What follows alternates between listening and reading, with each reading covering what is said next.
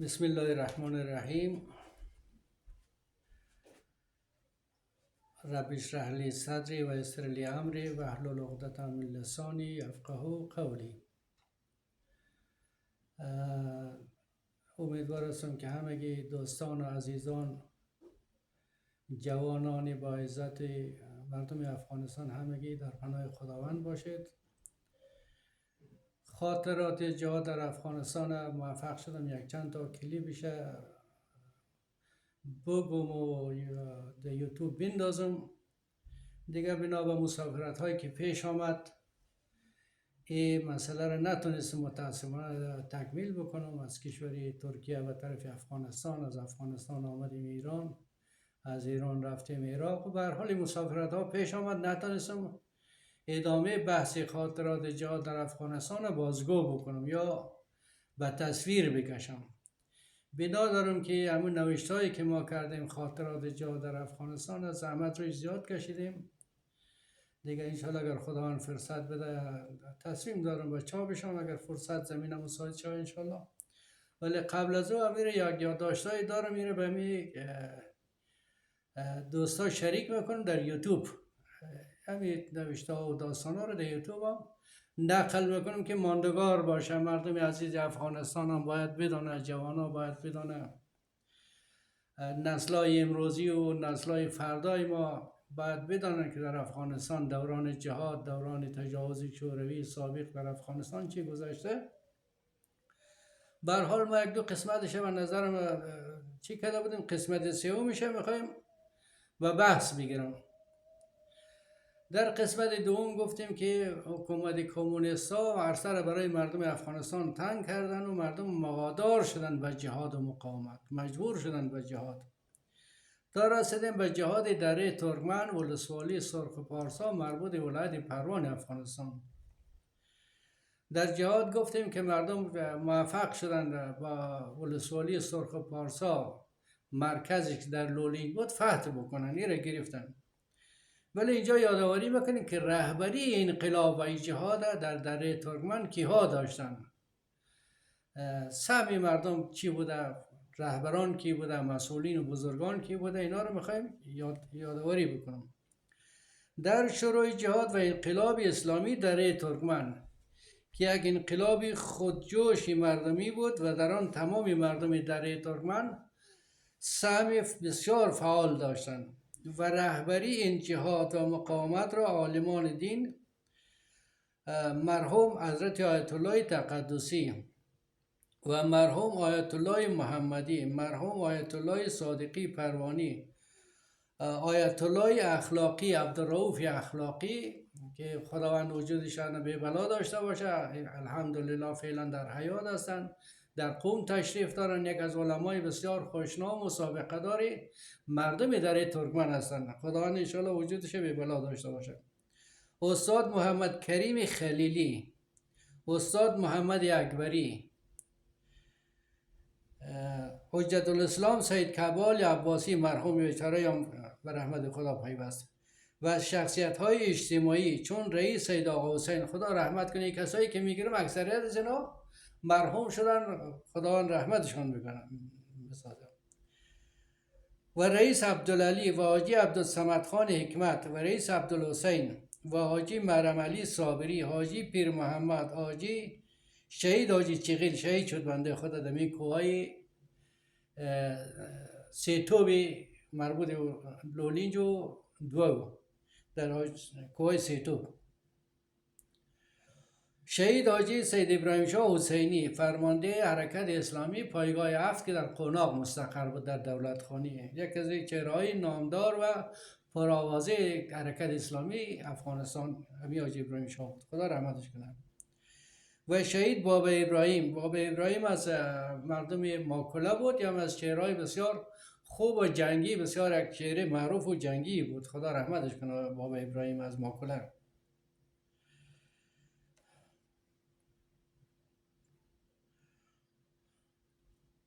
بابا ابراهیم الحاج سید محمد حسن حسینی، ساداتای محترم اینکه بود، پایگاه امام جواد یادم ساخت در اینکه مستقر ساخت. در شروع جهاد هم یک از چهرهای بسیار فعال بود زحمت های بسیار زیادی کشید حاجی سید محمد حسنی حسینی، خدا رحمتش کنه.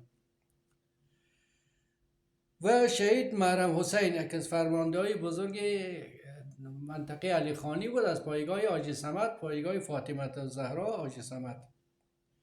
شهید غلام علی ذوالفقاری هم از مردم دانی عاشق بود، از پایگاه داشتن و از چهرهای خوبی بود.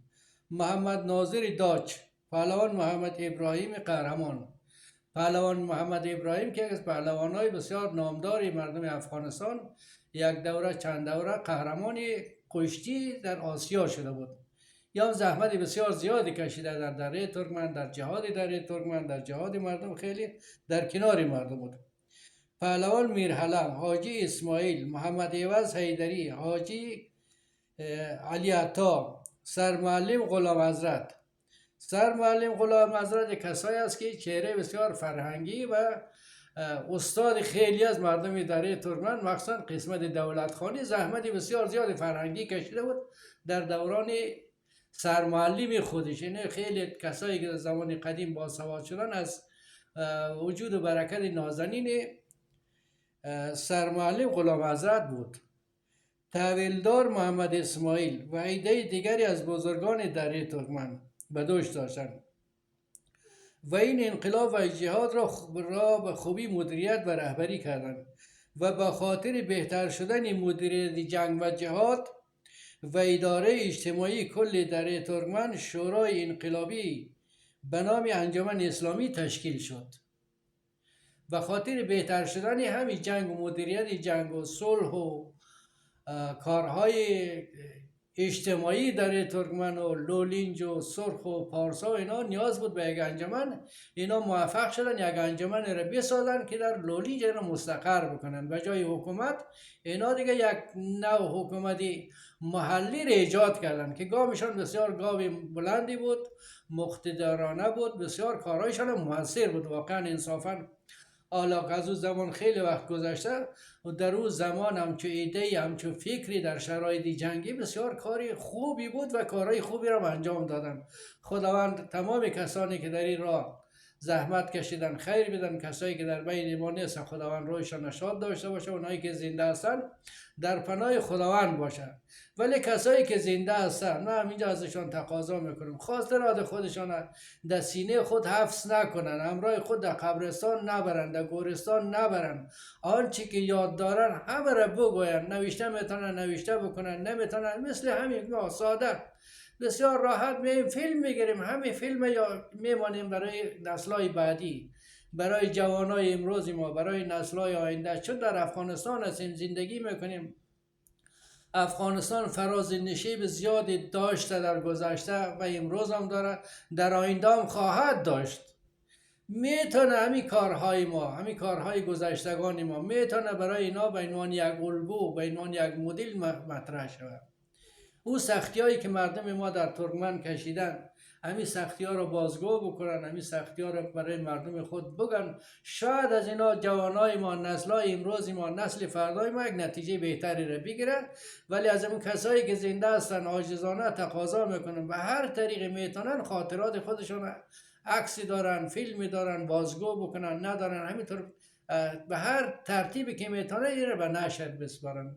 شاید بتونه نسل فردای ما از اینا یک چیزای خوبی برداشت بکنه و بتونه یک زندگی مقتدرانه ای را برای مردم افغانستان، مخصوصا همین منطقه ما که از دره ترکمن، ولسوالی، سرخ و پارسا، یک زندگی خوبی را برای آیندگان ما ترسیم بسازن.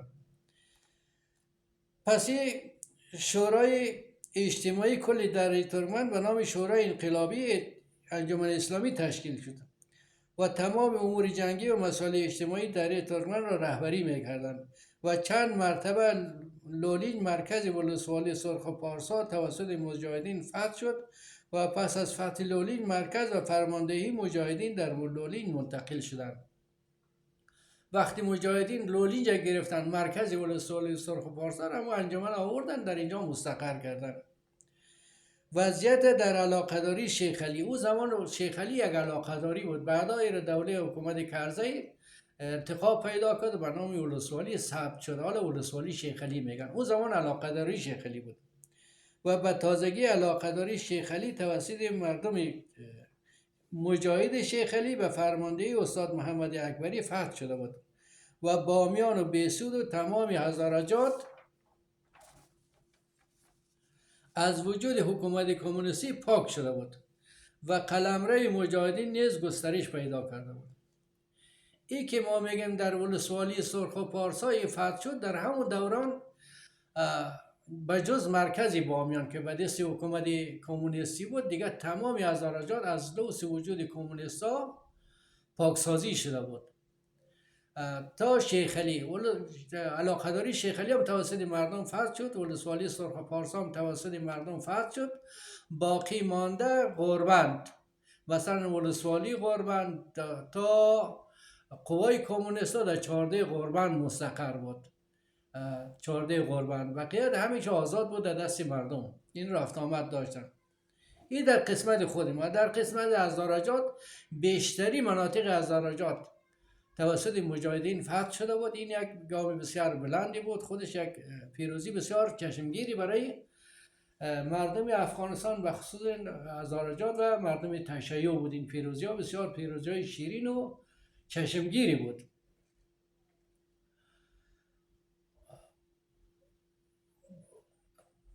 جنگ بین مجاهدین و قوای کمونیستی هر سال با شروع فصل بهار تشدید می شد.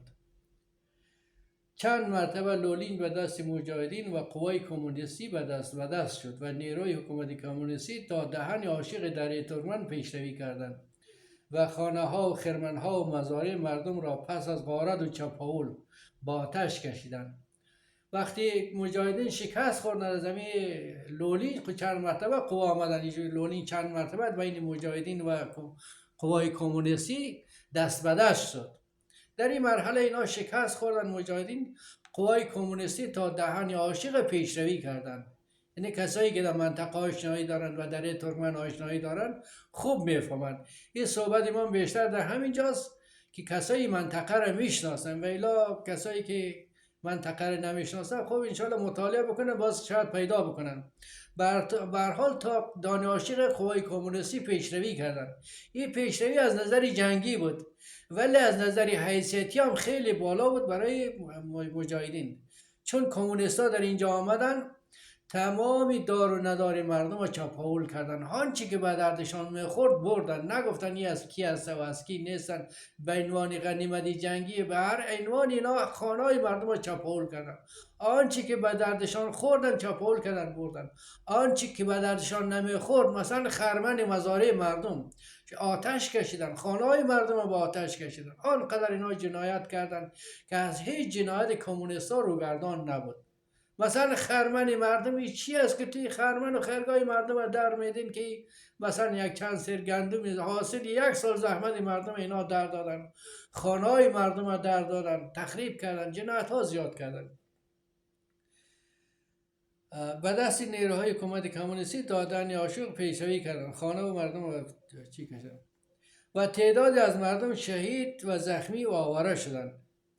اینجا یک مطلب دیگر را میخوایم بگیم. کسایی که در منطقه هستند، مثلا سادات های محترم لولینج، سادات های محترم ایمکه، مردم با عزت دولتخانی، خب وقتی قوای کمونیستی پیشروی میکنه، قبل از پیشروی اینا مردم محل بیچاره مجبور بشن آواره شون، فرار کنن، بگرزن به طرف بالادستی در ترکمن، مثلا دانه خاگرز و دانه سرزن و نمیدن در قلای پرانداز و کجا مردم آواره شدن. اینجا بعد نیست یادآوری بکنیم کسایی که آواره شدن در این منطقه بالادستی در ترکمن، خداوند خیر بده ملت با عزت و مجاهد پروری در ترکمن، کسایی که از این مهاجرین به خوبی پذیرایی کردن. این یادآوری بکنیم که واقعا مردم ها چقدر زحمت ها کشیدن. مردمی که مهاجر شدن خود هیچی با خود نتونستن ببرن، فقط خودشان فرار کردن رفتن. پس اینا نیاز به لباس داشتن، به غذا داشتن، به جا داشتن، به مکان داشتن. این جا و مکان همین مردم سخاوتمند در ترکمن برایشان فراهم کردن. شاید 2 ماه 3 ماه این مسئله دوام پیدا کرد. 2 ماه 3 ماه یک مردمی که از لولینج، مثلا سادات های محترم لولینج، سادات های محترمی که مردم محترم دولت خانی، قسمت های در علی خانی اینا مهاجر شدن، در بالا دستا رفتن بالای دره ترکمن. این مردم خالصانه زحمت کشیدن، از اینا پذیرایی کردن، از این مهاجرین آورگان جنگ مدتی 2 ماه 3 ماه کمتر و بیشتر و خوبی اینا پذیرایی کردن. واقعا جا داره از این ملت، از این مردم، از اون مردمی که در اون دوران زحمت کشیدن قدردانی بکنیم، تشکری بکنیم و یادآوری بکنیم که مردم ها چقدر زحمت کشیدن. اونایی که در جنگ بودن چه خالصانه جنگیدن، اونایی که در پشت جنگ بودن چه خالصانه به یکدیگر کمک میکردن، زحمت میکشن. مخصوصا مهاجرینی که آمده بودن، شاید در اون زمان بیش از 2000 3000 نفر، زن مرد اطفال کوچیک بزرگ همه آواره شده بودن، مهاجر شده بودن. اینا نیاز با امکانات کمی که مردم داشتن، مردم در دره ترکمن چندان امکانات خوبی نداشتن، زندگی و روزگار خوبی نداشتن، ولی اما اندکی که داشتن دریغ نمیکردن. روحیه بسیار بالا داشتن، روحیه بسیار دینی داشتن. این روحیه دینی بود واقعا. این روحیه سخاوتمندانه مردم خیلی عالی بود. از هیچ چیز، از هیچ نوع کمک همکاری دریغ نکردن. واقعا خدا را خیرشان بده، خداوند عزت دنیا و آخرت برایشان بده. این مردمی که آواره شدن این در این قسمت. خب بارها تلاش کردن خود را تا دعا رساندن ولی شکست سختی خوردن. چند مرتبه مجاهدین هر سال که بهار میشد جنگ بین مجاهدین دره ترکمن و قوای کمونیستی در می گرفت، از هر سال با شروع فصل بهار، تا اینکه مجاهدین پیشروی خود یک مقدار خود جمع جور کردن، پیشروی را زیاد کردن. مثلا مردم بایزد دره سرخ همکار مجاهدین شدن دیگه، مردم بایزد شیخ علی مردم بایزد شیخ علی همکار مردم شدن، مردم ترکمن، مردم سرخ، مردم شیخ علی، سادات محترم لولینج و در ترکمن کلن سید و هزاره همگیشان کمک کردن تا قوای کمونیستی را که در دعا پایگاه زده بودن، پایگاه نظامیشان یک مدتی در دعا بود، وقتی مجاهدین کلن همکار شدن آمادگی گرفتن قوای کمونیست تا 14 غربند یا عقب راندن. در این دعا تعدادی ما شهید داریم، از شهدا نام گرفتیم، انشاءالله در مرحله بعدی نام تک تک شهدای دره ترکمن اگه من لیستش گرفتیم به یادآوری ازشان میکنیم. در 14 غربند اینا شکست خوردن، رفتن تا 14 غربند. در 14 غربند بعد سال 59 1359 باز هم مجاهدین در اینجا شروع کردن عملیات بسیار سخت و سنگین به منظور تصرف 14 غربند که اینجا باید قوای کمونیستی از 14 غربند هم یا شکست بکنن. در اینجا جنگ بسیار سختی در گرفت. در اینجا تعداد چند شبانه روز جنگ شد و از جمله از ساداتای محترم این که شهید سید حکمتشاه صادقی در امی 14 غربند شهید شد.